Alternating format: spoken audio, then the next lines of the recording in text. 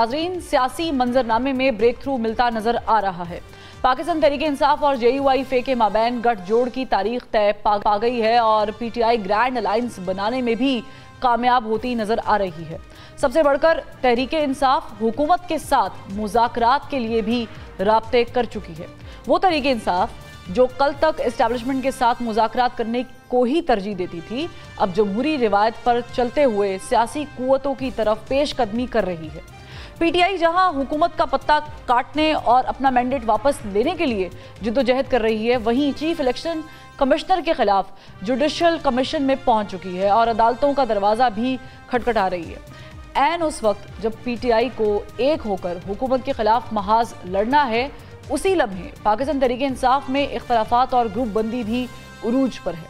PTI रहनुमा शेर अफजल मरवत को पार्टी से निकालने के बाद सीट वापस करने का मुतालबा पार्टी की तरफ से कर दिया गया है, जबकि पार्टी चेयरमैन बैरिस्टर गौहर कहते हैं कि मुझे नहीं मालूम कि इस वक्त कौन हिदायत जारी कर रहा है और कौन फैसले कर रहा है। मेरे इल्म में ये बात नहीं लाई गई कि इमरान खान ने इस किस्म की कोई हिदायत जारी की है।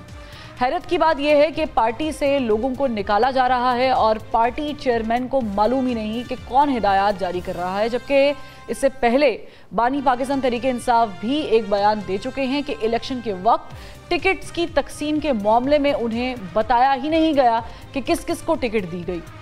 बानी पाकिस्तान तहरीक इंसाफ के मुतालबे पर तहरीक चलाने के लिए भी तहरीक इंसाफ कोई मुहिम नहीं चला सकी और अलामती भूख हड़ताल से भी बानी पाकिस्तान तहरीक इंसाफ की रिहाई मुमकिन नहीं बना सकी।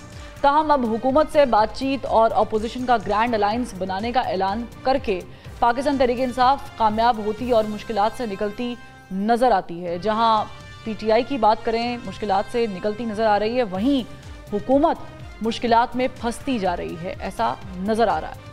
अवाम बिजली के बिलों और महंगाई से तंग है, जबकि हुकूमत और इदारों के माबैन भी टकराव की सूरत हाल है।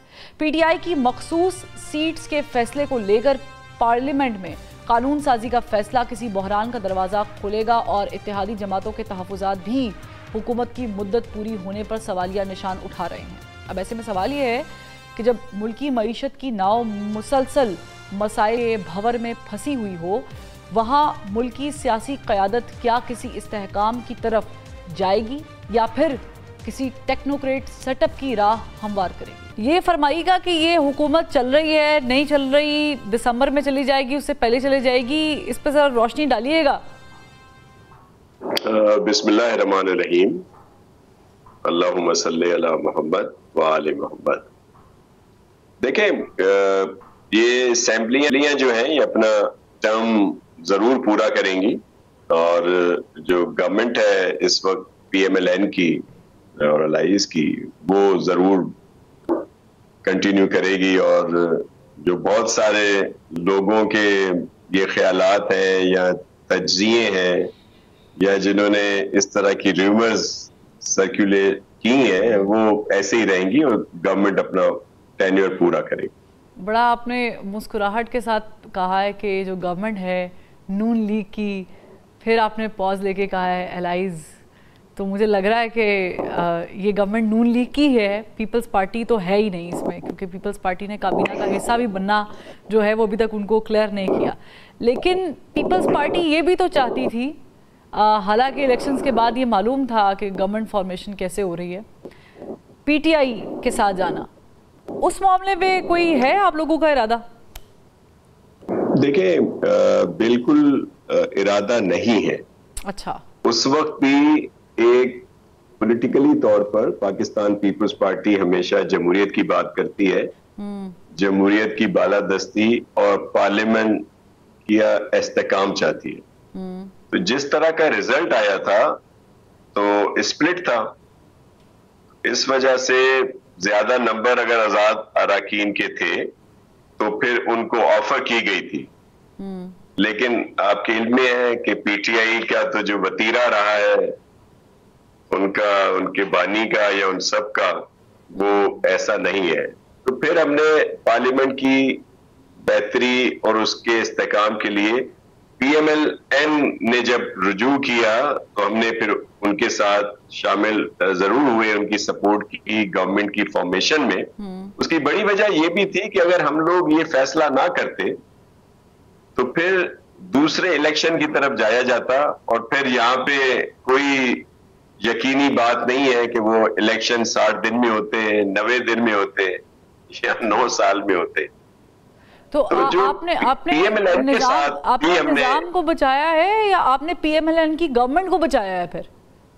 नहीं, हमने निजाम को बचाया, पार्लियामेंट को बचाया। हालांकि पीएमएलएन की से इलेक्शन में आपने देखा कि पीडीएम की गवर्नमेंट में हम भी उनके एलाइज थे, लेकिन जैसे इलेक्शन अनाउंस हुए तो ये आके इन्होंने सिंध में खास तौर पर हमारे खिलाफ एक बहुत महाज बनाया, जिसमें पीएमएलएन, एमक्यूएम, जीडीए, जेयूआईएफ और भी बहुत सारों को शामिल किया, और हमें पूरा कोशिश की गई टफ टाइम देने की।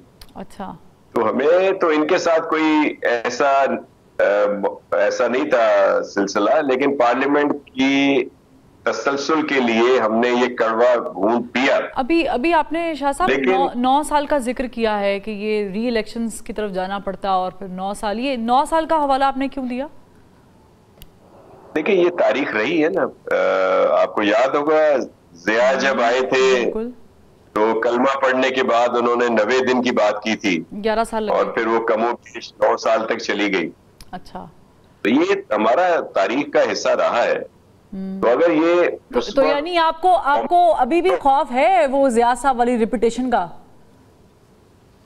देखिए, ऐसा खौफ है नहीं, ये इश्यूज जरूर सामने आते हैं कि जी इस तरह की कोई इमरजेंसी की बात कर रहा है, कोई फिर उसी तरह से कह रहा है कि जी वो भी आ सकता है, माशाल्लाह खुदा न खास्ता यहाँ लग सकता है।